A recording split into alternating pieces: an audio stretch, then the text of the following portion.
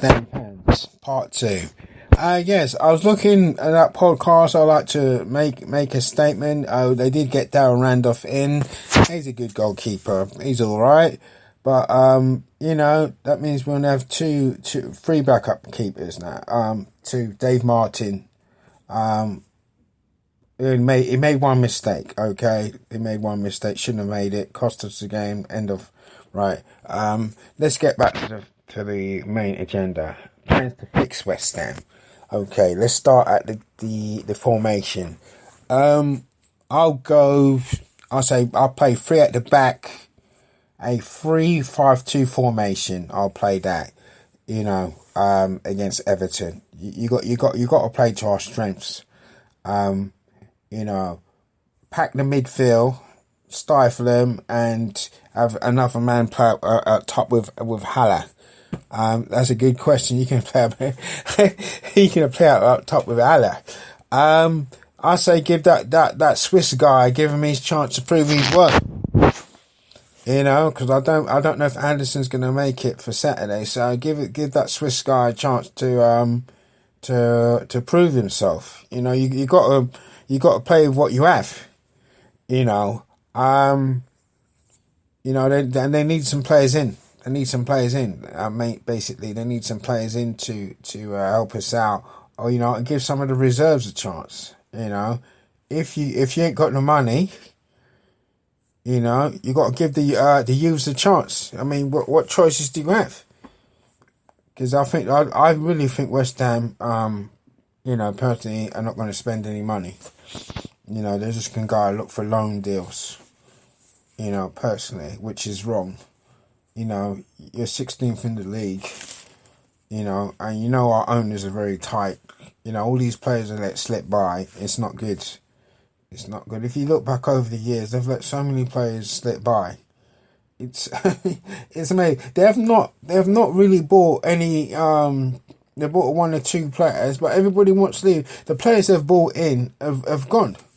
Arnautovic. Can you imagine Arnautovic and Haller up front? Can you imagine if we had Payet with Anderson in the team? Oh my God! Can you believe that? If we had Anderson and Payet in the same team and Fornals, can you imagine that, West Ham fans? Saka up front with Haller.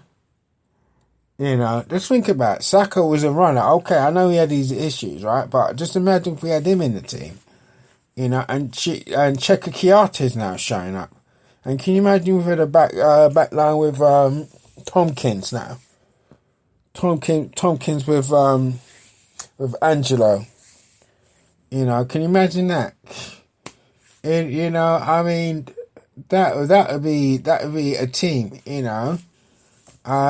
We'd have a really, really, really, really good team. And I think they let Fernandes go. He was hit and miss, but they let go some good players. But my plan for West Ham is get some players in and stick to the 3-5-2 formation. You got to play 2 up top at home. You can't play 1 up top because Haller doesn't like to be isolated. If he has a runner, because if you have someone playing, Haller has someone playing off him. It move a bit, you need someone to be making the runs, So, I give that boy a chance. That Swiss guy. I mean, you paid 8 million for him. What have you got to lose? So it's a 3-5-2 formation. You got to go at Everton. We have to go at Everton. You can't play 1 up top. You cannot play 1 up top. It's crazy. It is crazy. You're playing at home. You got to go for the win. A point's not going to do. You have to go for it. The thing is, you got to go for the win or lose. A draw's not going to help. So my plans for West Ham to fix it: 3-5-2. Players in the transfer. If you can't get players in the transfer, promote the youths from within the system. Promote the youths within the system. It's a shame now, like the old days, we had the reserves. So I think that's killing the game. That's killing them, because I remember we had I used to pick up the paper and always used to look for at the reserves results. You used to have a full team now. So I don't know what's going on now with the you got this underdeveloped team and all that. No, back then you had reserve teams. You had players ready to come in. You know, you had players to come in. So the whole setup is wrong. The whole setup, you know. My thing is, I was thinking, you know, like in America, they have the college recruitment things. Why don't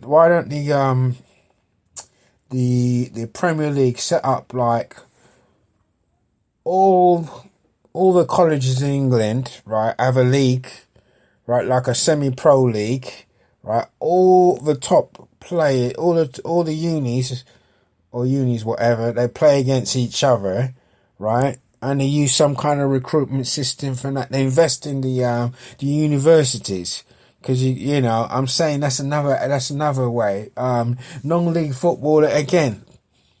I'm saying money, but you know, the Premier League is making so much money. I don't know where this money is going.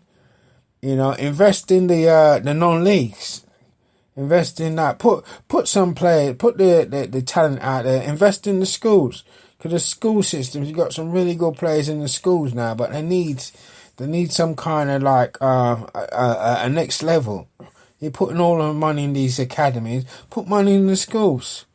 You know, put money. You got some really good players out there on the streets. You know, youth centres. You know, the scouting. You know, put more money in leagues all over the country.